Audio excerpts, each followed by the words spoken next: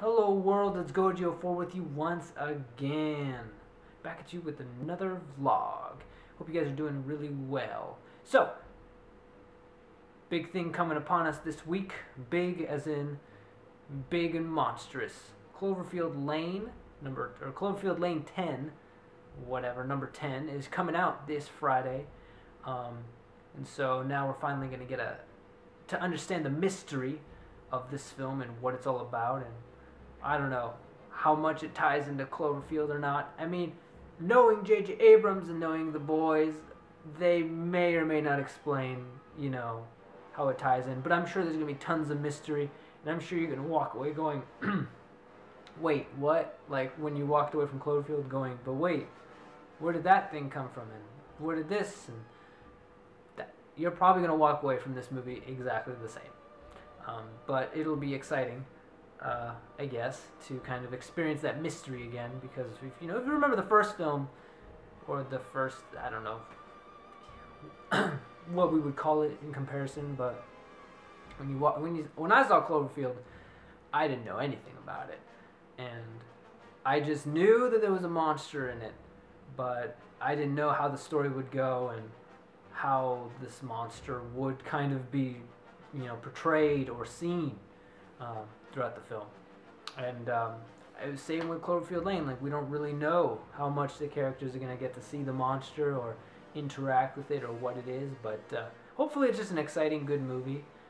But I'll definitely let you guys know with a nice, good old-fashioned Gojo4 review of it. So, but I'm excited. J.J. Abrams has gone on to say that he'd like to kind of create a franchise around Cloverfield. Especially if this one's a success. I would have only just wished that this had come out much sooner instead of waiting almost 8 years to make a sequel or a prequel or a spin-off or whatever this is. I'm like, if you wanted to make a franchise, you really should have, come out with something like years ago instead of...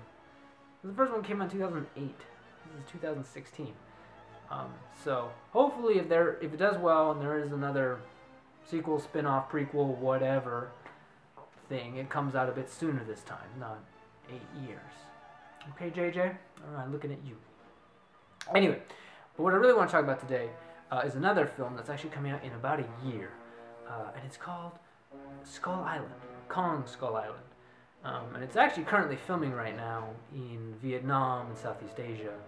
The first, connecting piece, really, in the legendary Godzilla Kong cinematic universe, whatever we're gonna call this thing, the GKCU or the GCU or the legendary cinematic kaiju universe, whatever name we come up with it. But this is the first piece that kind of helps bring them together. And honestly, I'm just excited because it's a King Kong movie, and it's exciting to finally get King Kong back.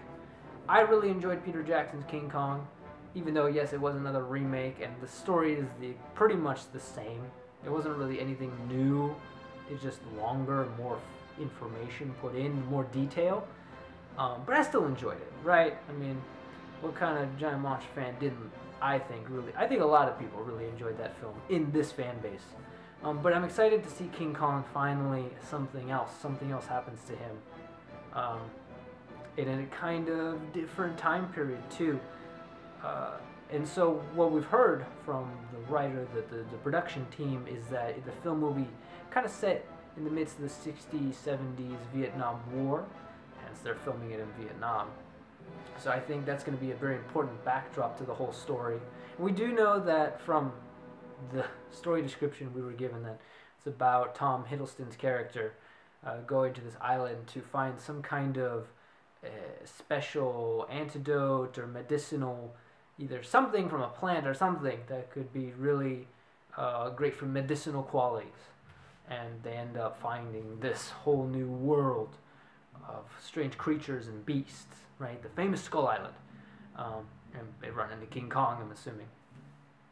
Right, so, the big thing for me is, of course, we're getting excited, and I have to tell you guys what I want to see. What I want to see in a King Kong Skull Island movie. So let me tell you guys what I want to see. First of all, Skull Island itself. Right? If you're gonna do Skull Island, you gotta have the prehistoric animals and creatures, right? King Kong, Peter Jackson's Skull Island was absolutely on the got it right, you know. So I want to see prehistoric creatures come up. We don't necessarily need to be all dinosaurs, and I would love to see like other prehistoric animals, saber-toothed tigers, giant bears, rhinos, whatever, you know, giant sloths, giant eagles, bats. Bats was even in Peter Jackson's King Kong. Giant crocodiles, whatever, lizards, snakes. It doesn't have to be dinosaurs. Bugs. I mean, you kind of need bugs. But we need creatures, we need monsters, we need them to be terrifying, we need them to threaten and kill people. I mean, it's Skull Island, right? That is the classic Skull Island. It's dangerous. It's like Jurassic Park in your nightmares, basically, right? I mean, Andy Serkis got eaten by a worm. I don't think they're gonna top that part. And let me tell you, I like Peter Jackson's King Kong, but that scene gives me chills. When Andy Serkis gets eaten by that worm and it gets up to his face, I was like, whoa! And I saw this when I was like almost, what, 10 or 11 at the time? I don't know, maybe I was like 12, actually, yeah.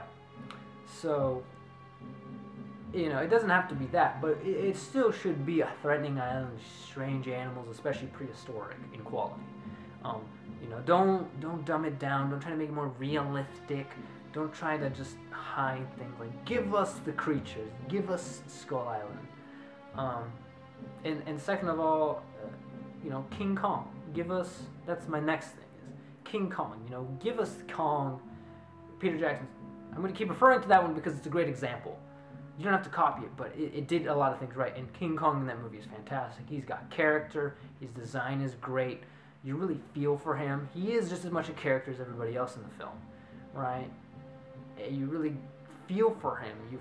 You feel bad for him. And the thing about King Kong versus Godzilla has always generally been it's much easier to empathize with King Kong than it was Godzilla, right? King Kong is much more human-like. He's an ape just like us. Right, so we can empathize with him, unlike Godzilla, who's a lizard, dinosaur, prehistoric, however, what do you want to call him? But King Kong is an ape. We can relate to him. Similar biological family. He's just giant. So we can kind of relate to him, and I think they need to do that. You know, you can still have King Kong be threatening and badass, but make him real, make him relatable, right? Don't just make him a giant monster on the loose. You know, don't do that. You can have the other one. Other creatures should be there for that, right? That's their role. But King Kong should be kind of the star. He should be kind of the centerpiece of it all, right? And you kind of the core of the story that you really like to relate to. You know, they did kind of characterize Godzilla pretty well in Godzilla 2014 in some scenes. In some scenes, you could kind of feel for Godzilla. I would have liked more, but still. So I think if they continue that trend with King Kong and make him very relatable, really enjoyable, I think it'd be really cool and could make the film really enjoyable. The third thing I'd really like to see is kind of bringing in the backdrop of the historical setting, because it's a period piece and that's really nice. So like I said, with the Vietnam War going on, bringing some of those elements in, not all over the top. It doesn't need to be the main focus. We don't need King Kong running in and punching the Viet Cong and punching Huey helicopters out of the air and attacking Saigon. We don't need that, but like bringing some of those elements, some of that intrigue, some of that Cold War intrigue, you know. I'd love it maybe like Monarch is just being formed or whatever. Actually, technically at this point they've been formed. They've been around since the 50s. Maybe Monarch is dealing with the KGB or some, you know, Vietnamese guerrilla force who has, whatever, is gone on the island looking for this thing. And Monarch wants it too. And then, who knows, the Soviets or the Chinese want it too. You know, that would be kind of cool, you know, to bring in some of that intrigue. I think it would really spice the story up. As long as, of course, the focus is Skull Island. But you can have some of that Cold War intrigue going on. I think that's a great opportunity that they should really use. Because it could make this... I wish there was a little bit more political intrigue and thrillerness going on in Godzilla 2014. I think that could have been better. If maybe somebody wanted the Mutos, if somebody wanted to get their hands on them. You know, Godzilla vs. Biollante, right? With all the fighting over the G-cells. Some people may not have liked that, but I liked it quite a bit. So yeah. And then just the fourth thing, just make it fun and enjoyable. And you know, give learn your mistakes from Godzilla 2014. Obviously, this is a King Kong movie, but still, like, focus on the island, focus on the creatures. You know, don't make a 3-hour film like Peter Jackson did, but still make it fun, enjoyable, a strange world with all these monsters and creatures. Don't try and make it too realistic. Don't try and focus so much on the military this time. Give us interesting characters, and just make the creatures enjoyable to watch. Alright, so I guess that was many things in one, but essentially, yeah, I think Peter Jackson's King Kong was a great example to use, but obviously modernize it, make it a lot shorter, don't give us a 3-hour movie, but it's a good example of what to do. And I really am hoping a lot for this King Kong film, because you know, this will be our first King Kong movie that isn't a remake in a really, really long time. The last King Kong non-remake was King Kong Lives, and that was a piece of crap. So I really love, and this is going to be the movie that begins to tie King Kong into this new universe they're creating. So it's really important, you know, that they do this right and introduce King Kong to us. But I'm excited. King Kong's back. He's ready to beat his chest and go crazy. And yeah. So I'm excited. I'm pumped. And I'm sure we're going to get a little sneak peek of it at Comic-Con this year. Oh, for sure. So stay tuned for that. Because this is the next big thing after Godzilla Resurgence. It's King Kong Skull Island. It's the next big thing. So, alright. Ooh, you know, whatever.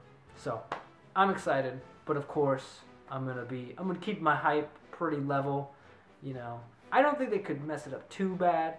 But again, if they avoid the mistakes they made with Godzilla 2014, take inspiration from Peter Jackson's King Kong, we could have a really good movie. So, anyway, that's it for this vlog. Hope you guys liked it. Like, subscribe, share, all that good stuff. Let me know what your thoughts are on King Kong Skull Island. Are you excited? Are you not excited? Do you agree with me? Do you disagree with me? Whatever. Let me know. Alright, guys. Take it easy. Bye!